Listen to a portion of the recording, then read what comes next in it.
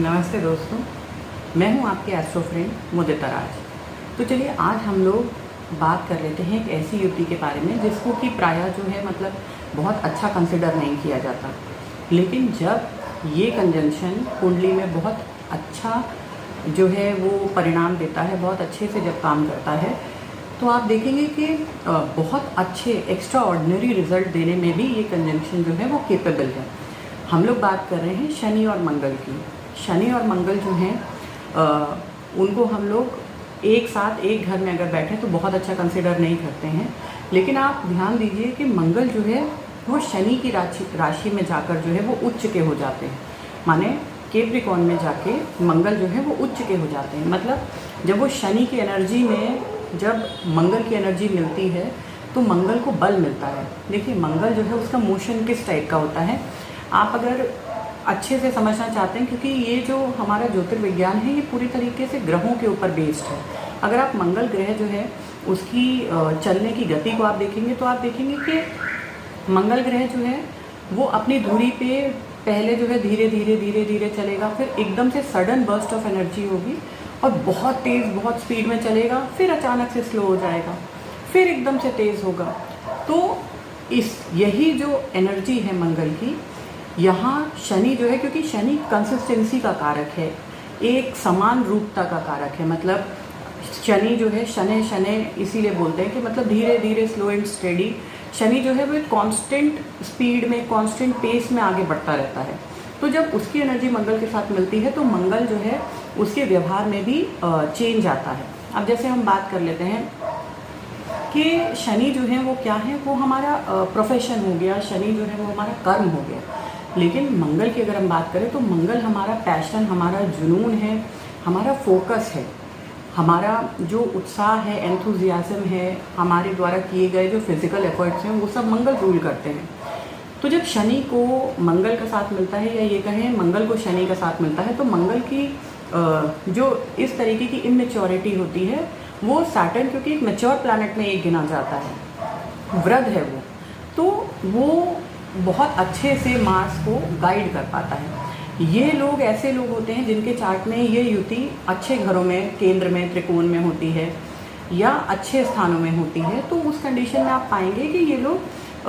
मतलब जो सोच लेते हैं वो कर पाने में सक्षम होते हैं, क्योंकि शनि कर्म है और मंगल को जुनून देता है, इनको वो पैशन देता है। और स्पेशली अगर आप बात करें तो आप बचपन में देखेंगे कि बचपन में किसी जातक जो है उसकी कुंडली में आप अगर देख रहे हैं और ये कंजंक्शन है,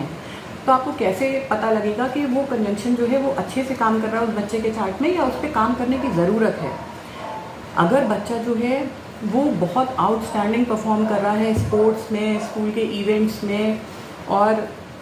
बहुत ज़्यादा फिजिकली एक्टिव है, जिम जा रहा है, डांस कर रहा है, इस टाइप की चीज़ों में, और कंसिस्टेंट है वो वहाँ पे, ये नहीं है कि आज गया और 3 दिन जो है जिम जो है वो उसने छोड़ा, फिर चौथे दिन चला गया, मतलब जब मन हुआ तब चले गए, ऐसा नहीं है। अगर वो कंसिस्टेंटली काम कर रहा है तो आप कह सकते हैं कि आपके बच्चे के चार्ट में या उस बच्चे के चार्ट में ये कंजंक्शन अच्छा काम कर रहा है, मतलब ये उसको आगे भविष्य में ऊपर की ओर ले जाएगा। आप ऐसे देखिए कि जब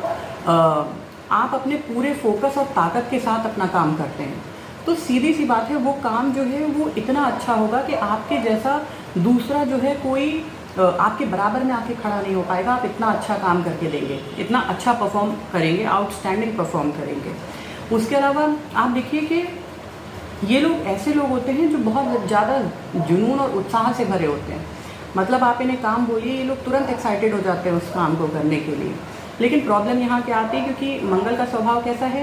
कि आपको पीछे से कंटिन्यूसली इनको मोटिवेट करना पड़ेगा, क्योंकि मंगल में जैसे मैंने बताया कि सडन बर्स्ट ऑफ एनर्जी है, अचानक से बहुत ज़्यादा एंथुजियाज्म जो है इनके अंदर देखने में मिलता है और फिर सडनली जो है एकदम लो एनर्जी हो जाती है। तो इनको पीछे से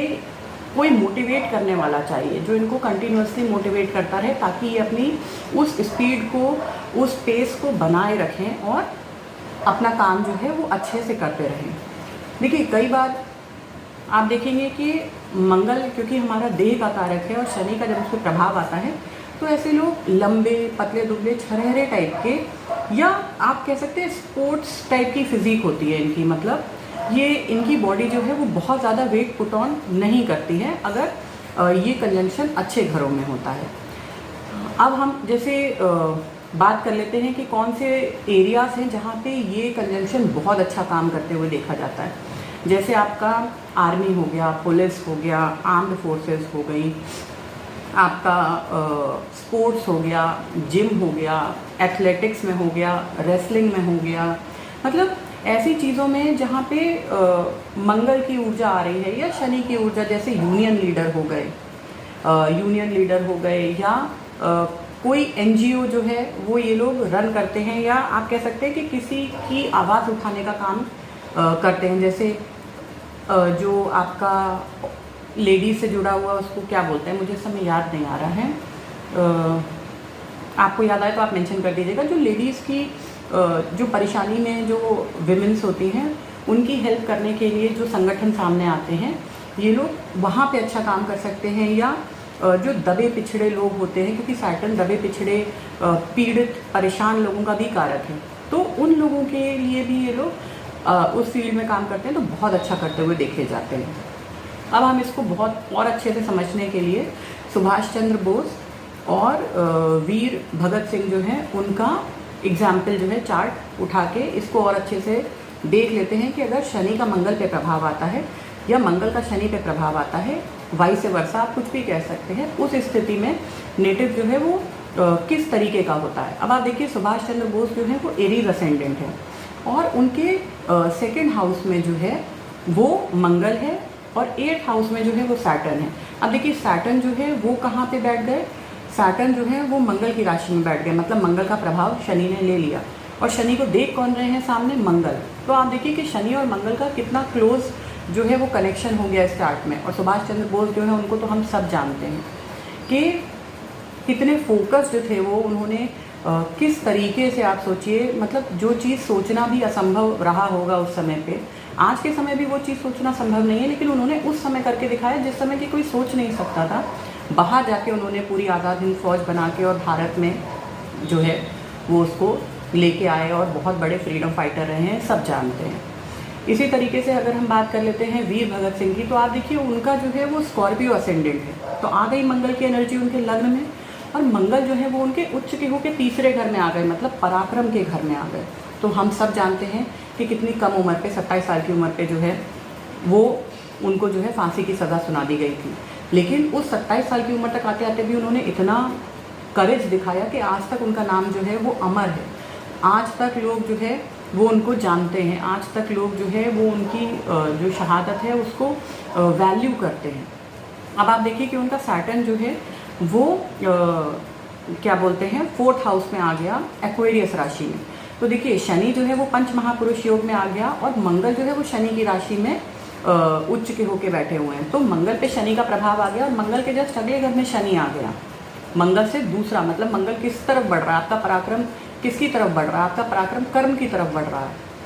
तो वो पराक्रम का जो डायरेक्शन है वो किस तरफ है, आपके काम आप जो कर रहे हैं, आपके जो कर्म है उसमें वो पराक्रम दिखेगा। अब आप ऐसे देख लीजिए कि शनि जो है वो चौथे घर में बैठे हैं, तो शनि की तीसरी दृष्टि जो है वो छठे घर पे जा रही है, जहाँ पे एरीज राशि आती है। अगेन मंगल की राशि हो गई, मंगल की राशि को जो है वो दृष्ट कर रहे हैं और चौथे घर से बैठ के शनि जो है वो लग्न को भी दृष्ट कर रहे हैं, माने स्कॉर्पियो राशि को भी दृष्ट कर रहे हैं। तो आप देखिए शनि और मंगल का कितना क्लोज कनेक्शन है,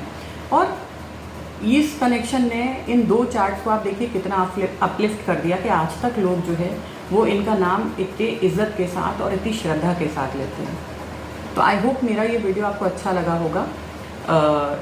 आप लोगों के जो भी सुझाव हैं या आप अपने नियर एंड डियर वंस की कुंडली जो है उसको आप देखिए, अगर उन्होंने अपनी लाइफ में कुछ एक्स्ट्रा ऑर्डिनरी किया है तो उनका शनि मंगल का क्या कनेक्शन बन रहा है, ये आप मुझे कमेंट बॉक्स में कमेंट करके अवश्य बताएं। इसी तरीके से आप मेरी वीडियोस को लाइक कीजिए, मेरे चैनल को सब्सक्राइब कीजिए। हम लोग जल्दी ही मिलेंगे अगले वीडियो के साथ, तब तक के लिए धन्यवाद।